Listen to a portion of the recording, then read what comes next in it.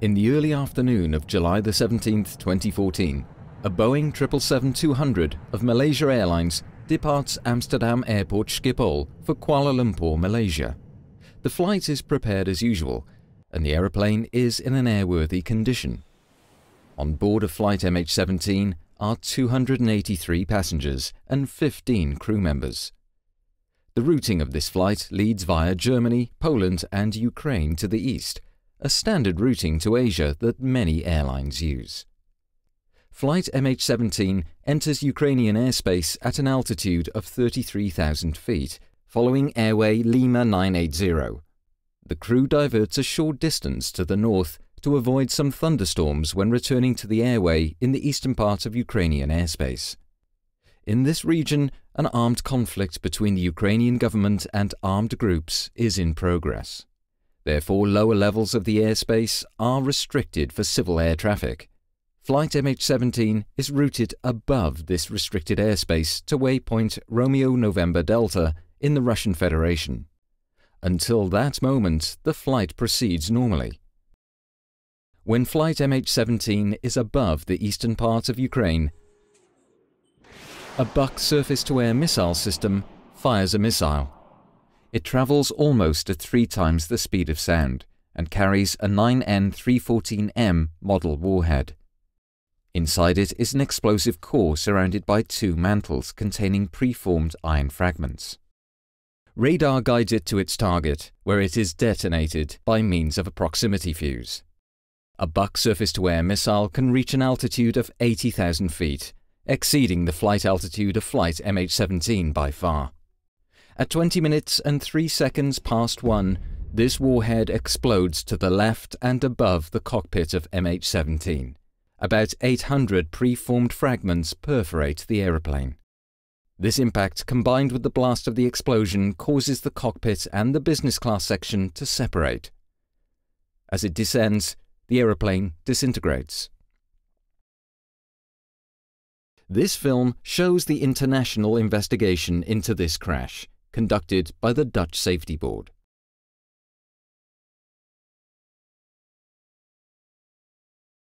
Flight MH17 disappeared from the radar at 20 minutes and 3 seconds past 1 UTC. Very soon, the first reports were made of wreckage falling down in the eastern part of Ukraine. In an area of about 50 square kilometers, 6 sites were identified where parts of the aeroplane came down. Wreckage of the cockpit and the forward section of the aeroplane crashed at the sites near Rozipna and Petropavlivka. The aft and tail sections ended up about 8 kilometers eastwards, near the village of Grabov.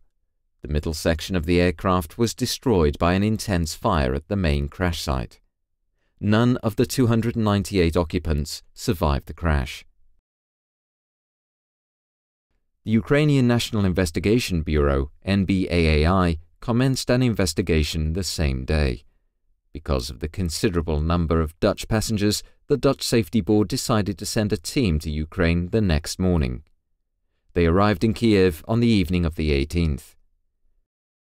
On July 23rd, Ukraine delegated the investigation to the Netherlands, and the NBAAI requested the Dutch Safety Board to conduct the investigation.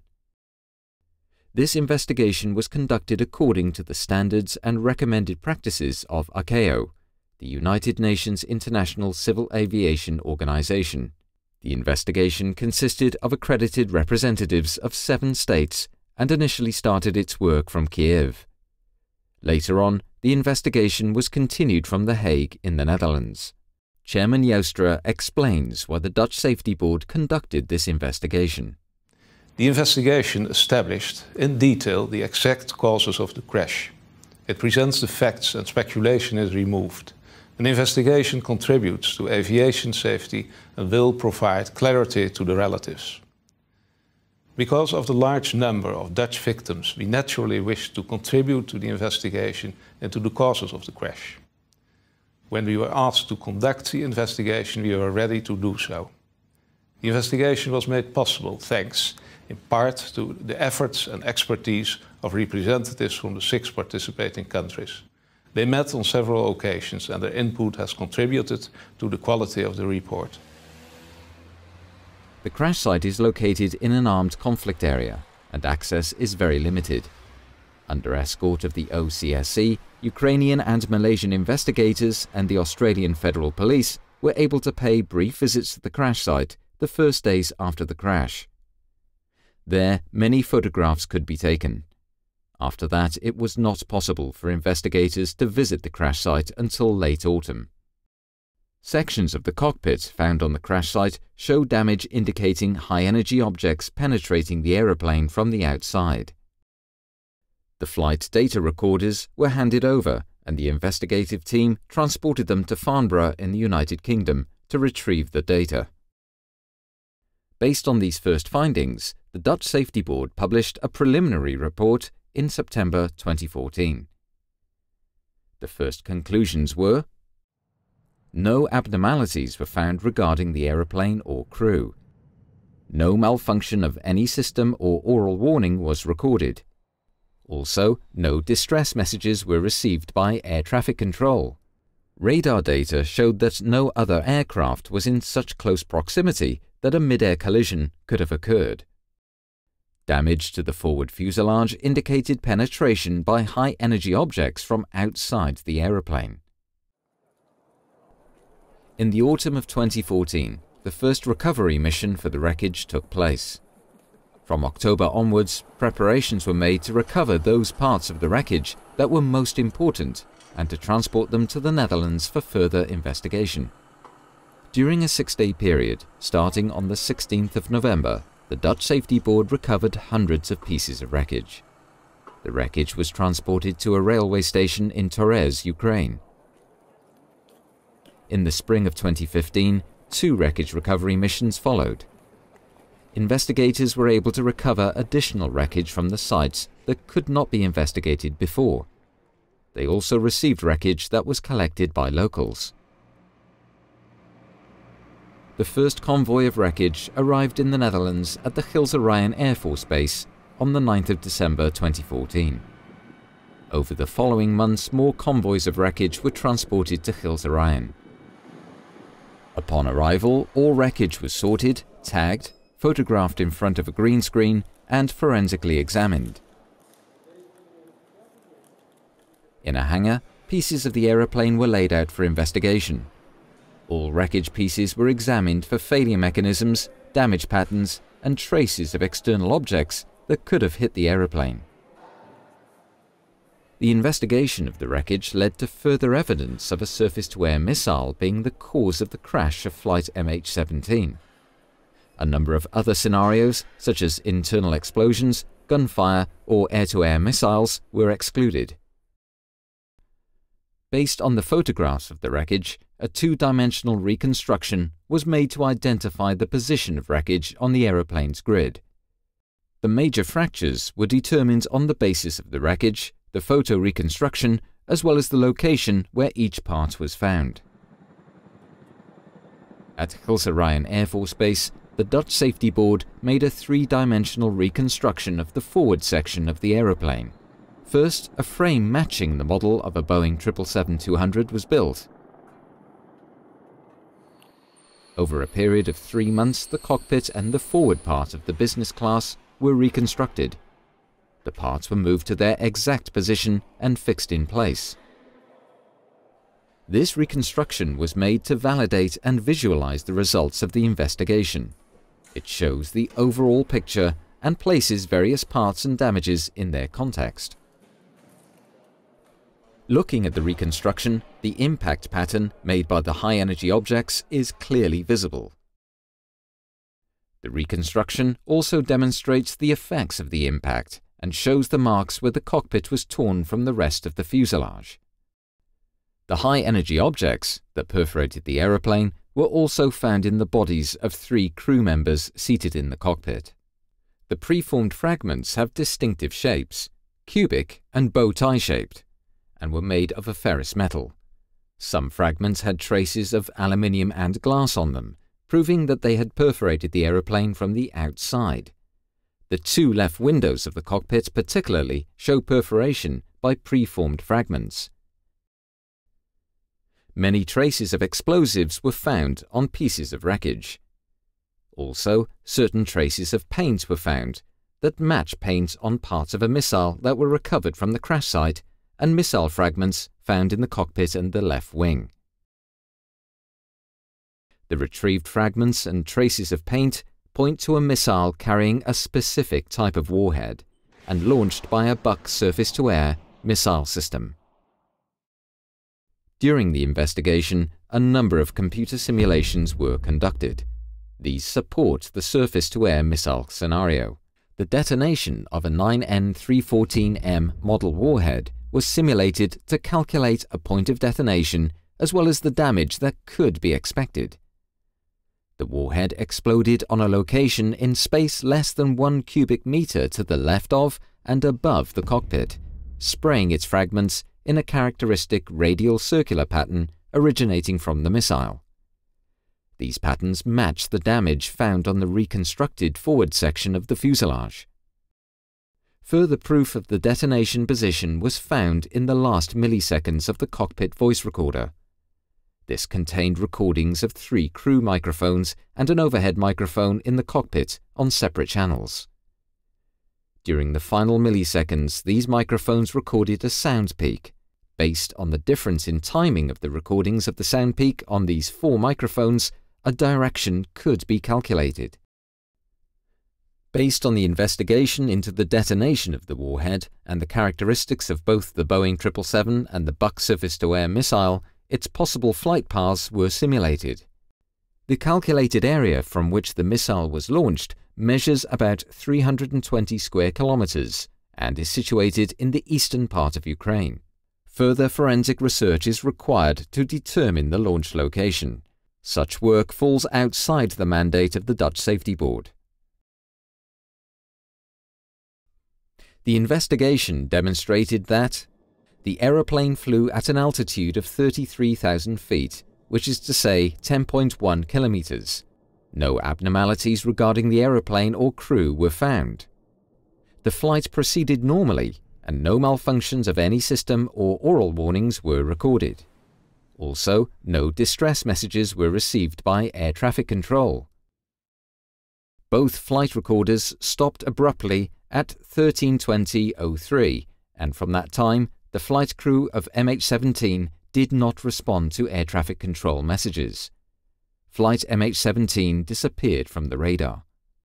The aeroplane was perforated by hundreds of high-energy objects shaped like cubes and bow ties. Many fragments were found in the bodies of the crew seated in the cockpit. Some of them had a bow tie or cubic shape. The left side of the cockpit area shows a characteristic damage pattern. Traces of explosives were found in the wreckage and on the missile fragments found. Paint on fragments found inside the wreckage matches paint on the recovered missile parts. The point of detonation was determined by the spray pattern on the cockpit and by simulations, and was confirmed by the recorded sound peak. The impact and blast resulted in the aeroplane's disintegration. The wreckage of the aeroplane was distributed over 6 different sites, consistent with the way the aeroplane broke up in the air. Based on these findings, the Dutch Safety Board concludes that Flight MH17 was downed by a 9N314M warhead carried on a 9M38 series missile as installed on a Buck surface-to-air missile system. Other scenarios were investigated and excluded. No other scenario can explain this combination of factors. The findings are conclusive and support each other based on multiple sources. To that end, we have been able to draw well-supported conclusions about the flight and the causes of the crash. The investigation of the wreckage has demonstrated that the aircraft was perforated at high speed by fragments coming from a specific location to the left and above the cockpit. There were indications of this early in the investigation, but the wreckage turned out to be important for verifying and further substantiating those indications. Immediately after the crash of MH17, the question rose how it was possible that a scheduled commercial airliner flew over an area that was known to be a conflict zone. The armed conflict in Ukraine progressively expanded to the air, and several military aircraft had been shot down in the previous weeks. According to Ukrainian authorities, 2 of these aircraft were hit by more powerful weapons that reached higher than before, but none of the parties involved made any connection between the military developments and the possible risks posed to civil aviation. On June 6, 2014, a Notice to Airmen, or NOTAM, was issued by Ukraine to restrict the airspace over the eastern part of Ukraine up to flight level 260. This was done to protect military aircraft from ground attacks and to let them fly at a higher level. On July 14th, the restriction was raised to flight level 320. Airlines assumed that the unrestricted airspace above this level was safe. Most commercial airlines continued their flights over the region. On July the 17th, until the airspace was closed, 160 commercial flights passed through this area. 3 other airliners were in close proximity of MH17 when it disappeared from the radar screens. All over the world there are areas where an armed conflict takes place, while the airspace above those areas remain unrestricted. The risk resulting from flying over conflict areas is paid insufficient attention to by operators, authorities and aviation organizations all over the world. This needs to change. Ukraine had sufficient information to close the airspace to civil aviation prior to July 17. None of the parties involved recognized that the armed conflict in the eastern part of Ukraine would entail risks to civil aviation. Passengers should be able to trust the airline to have done everything possible to operate the flight safely. States should ensure that airspace will be closed if it's unsafe to civil aviation. In order to achieve that, information pertaining to risks and threats must be shared by countries and operators. When a civil aeroplane like Flight MH17 crashes, an international investigation on a large scale is set up and conducted according to international rules and standards. During the investigation into the crash of MH17, the investigators paid multiple visits to different states around the world, not only to the crash site and to participating investigating parties, but also to Malaysia Airlines headquarters, Boeing, and the ICAO meeting about the risks of flight routes over conflict areas. International investigators also visited the Netherlands to work at the Hague office or at the Gilze-Rijen Air Force Base. The Dutch Safety Board organized 3 meetings with the international investigation team. This is in accordance with ICAO procedures. These meetings concerned the investigation into the cause of the crash. The wreckage was examined, and the progress and findings of the investigation were discussed. Another meeting focused on the decision-making process pertaining to flight routes above conflict zones. After consulting the accredited representatives of the participating states, the Dutch Safety Board came to the final report, the most important findings. Flight MH17 progressed normally until it was above the eastern part of Ukraine. At 1 p.m, a 9N314M warhead exploded to the left-hand side of the cockpit of Flight MH17. The missile was fired from a Buk surface-to-air missile system. The impact killed 3 people in the cockpit and caused structural damage to the forward section of the aeroplane, causing it to break up in the air. All 298 occupants lost their lives. Calculations have demonstrated that the missile's trajectory commenced somewhere in a 320 square kilometer area in the eastern part of Ukraine. The Russian Federation concurs with the conclusion that the crash was caused by the detonation of a warhead, but has reservations regarding the missile and warhead type. However, in our judgment, the arguments in the report overwhelmingly support the conclusions as presented.